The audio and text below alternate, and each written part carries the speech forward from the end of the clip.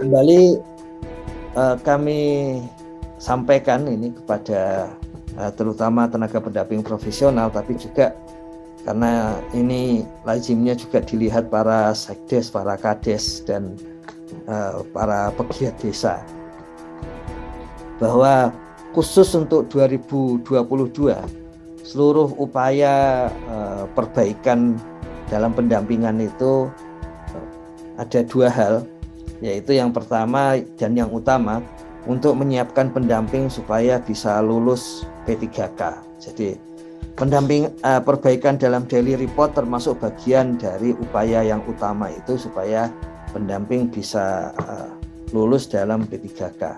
Kemudian yang kedua adalah bahwa ketika pendampingan itu berkelanjutan, karena ada peraturan pemerintah nomor 47 tahun 2015 tentang di situ ada wewenang dari Kementerian Desa tentang pendampingan masyarakat, maka tujuan kedua itu adalah persiapan untuk keberlanjutan pendampingan masyarakat. Jadi seperti itu. Jadi ada dua tujuan utama. Sebetulnya semula tujuannya yang kedua itu, tapi karena di awal 2022 itu Menteri PAN RB menyampaikan bahwa ke depan hanya ada outsourcing dan P3K, tidak ada lagi tenaga honorer gitu. Maka yang diutamakan adalah kesiapan P3K. Ada dua hal yang pagi hari ini itu ya kemarin pada waktu hari Jumat didiskusikan di lantai 2 dan hari ini akan dicek. Yang pertama adalah di dalam RPJMN 2020-2024 itu sudah mulai muncul istilah pendampingan pembangunan. Jadi seluruh pendamping disatukan menjadi pendamping pembangunan. Jika demikian, maka ada peluang bahwa tes P3K itu adalah tes terhadap pendamping pembangunan.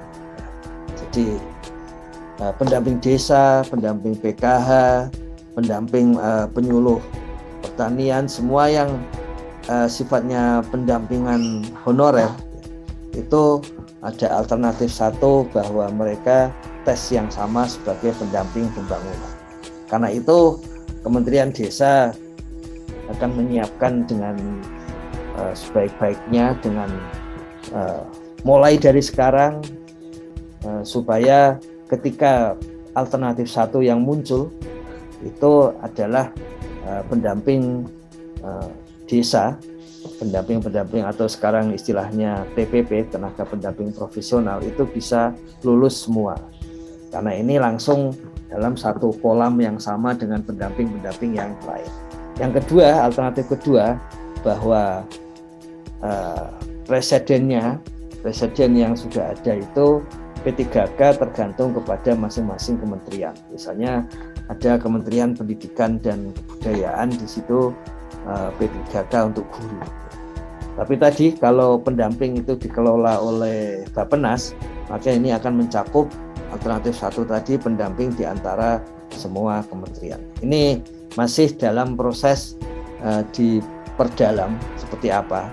Tapi yang jelas semua pihak di Kementerian Desa ketika berkaitan dengan pendamping itu sudah punya wawasan, para pimpinannya, bahwa ke depan P3K dan kita semua perlu menyiapkan tenaga pendamping profesional untuk itu.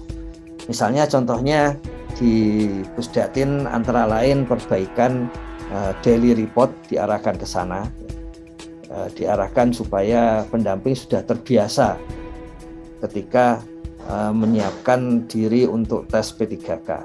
Kami juga ada penugasan untuk menyiapkan berbagai komponen tes sesuai yang kemungkinan dibutuhkan. Semua pimpinan di Kementerian Desa sedang mendapatkan tugas yang sama. Kami juga sudah menyiapkan staf untuk berbagai persiapan itu. Jadi harapannya selambatnya di semester kedua tenaga pendamping profesional sudah lebih intensif untuk penyiapannya.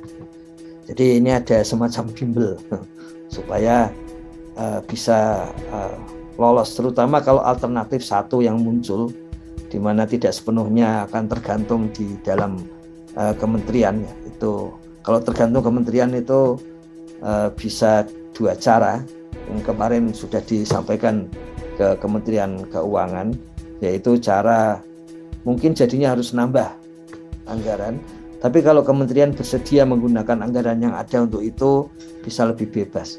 Hanya tahun depan akun juga sudah khusus untuk pendamping, jadi memang tidak sepenuhnya ada di kementerian. Peluangnya kemungkinan begitu.